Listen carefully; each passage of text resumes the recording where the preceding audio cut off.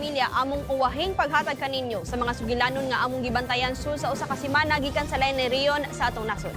Ako si Annie Perez ug kini ang TV Patrol Regional.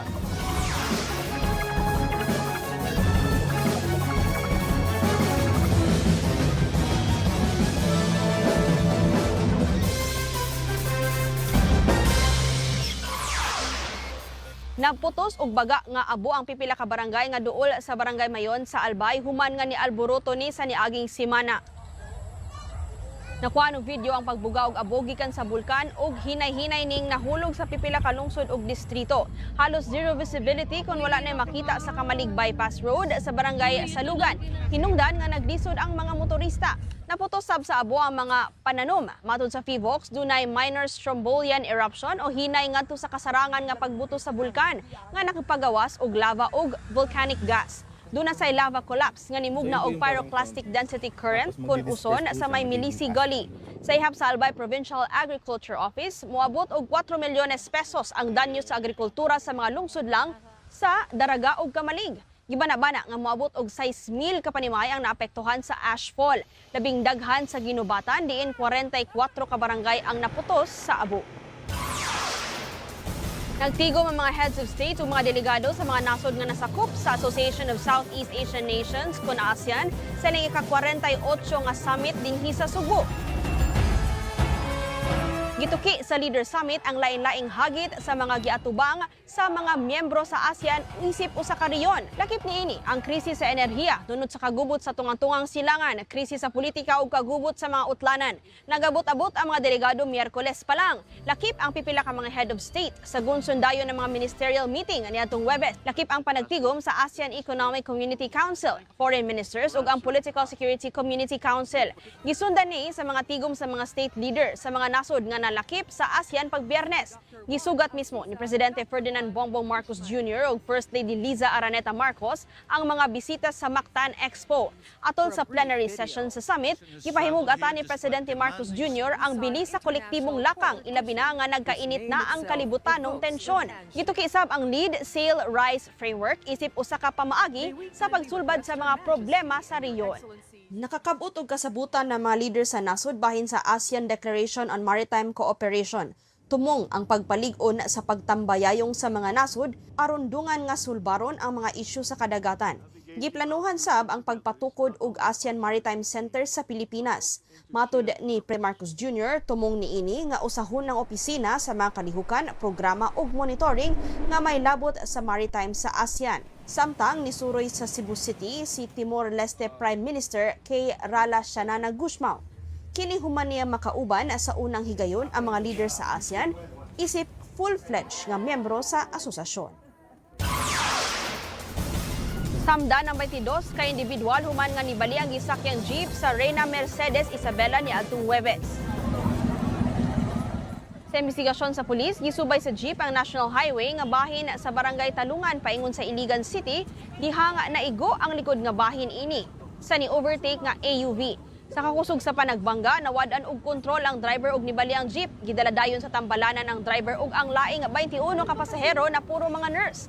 Naana sa kustudiya sa pulis ang driver sa SUV samtang nagpadayon ng investigasyon sa insidente. Nakalas ang usa ka babae human gidulit og pusil sa Pigkawayan, Cotabato. Matod sa Pigkawayan Municipal Police Station, nagpalitra og sudan ang biktima dihang giduol sa duha ka suspect dayon gipusil. Dead on the spot ang babae samtang nakaibsot sa nahitabuan ang mga suspect nga nisakay og motorsiklo. Padayon nga gisuta ang motibo sa krimen ingon man kun kinsa ang mga suspect. Gibida ang mga mabulokon nga mga float nga hinimo sa mga residente sa tinuig nga pagsaulog sa Sakayan Festival sa Isabela City. Lain-laing disenyo nga nagpakita sa kultura ug tradisyon ang tema sa mga float sa Parada Sakayan Festival nga lakip sa kasaulugan. Dunay disenyo nga sarimanok, mga simbahan, lakip ang lain-laing kultura sa lain-laing indigenous group, lakip ang mga badyaw. Gisaulog sa Sakayan Festival ang pagkatukod sa Isabela isip usa ka dakbayan nga mausay sentro sa Basilan. Sa among pagbalik, pipila kadapit sa Eastern Visayas gitay og linog kanaugmang pangbalita at ang isa pagbalik sa TV Patrol Regional.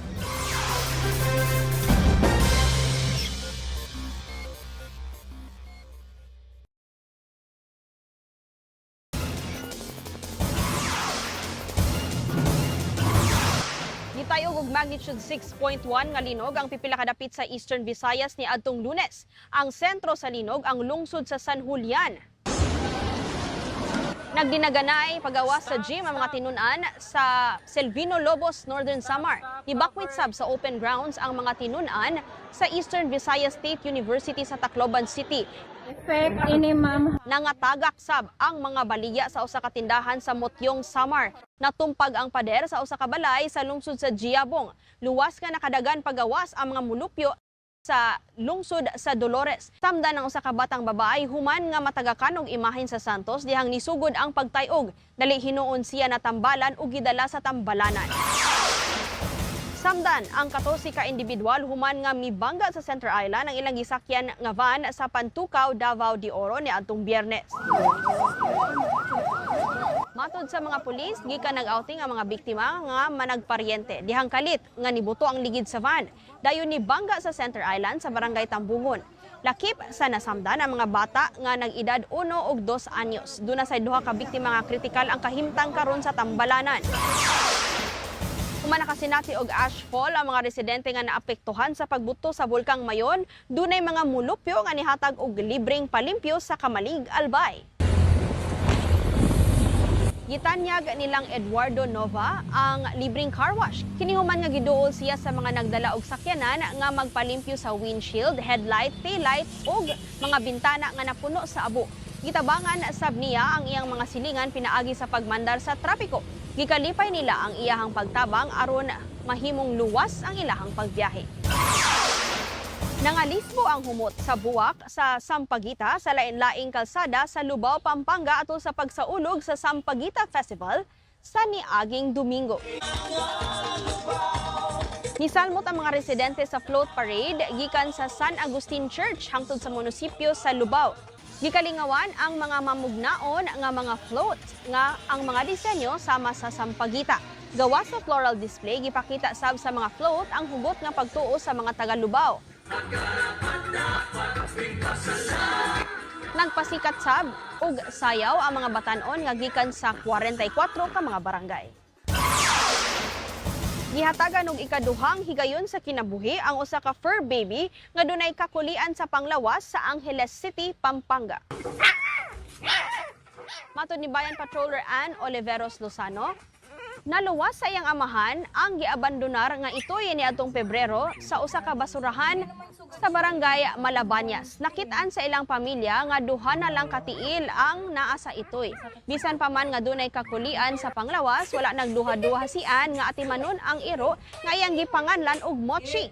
Human ang 3 ka buwan nga pag-atiman, lagsik na si Mochi nga naghatag og kalipay sa kinabuhi sa kabanay nila, Ann.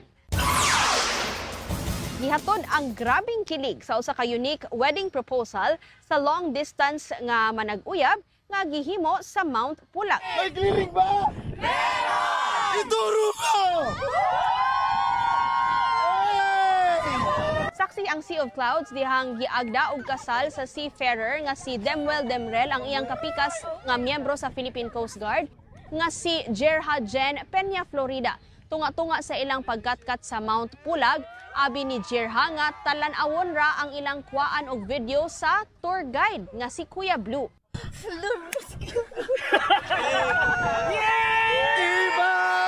Apan sa pag-atubang niya sa tulo ka tour guide, duna nay gibit-bit nga banner nga naay suwat nga pangutana, "Will you marry me?"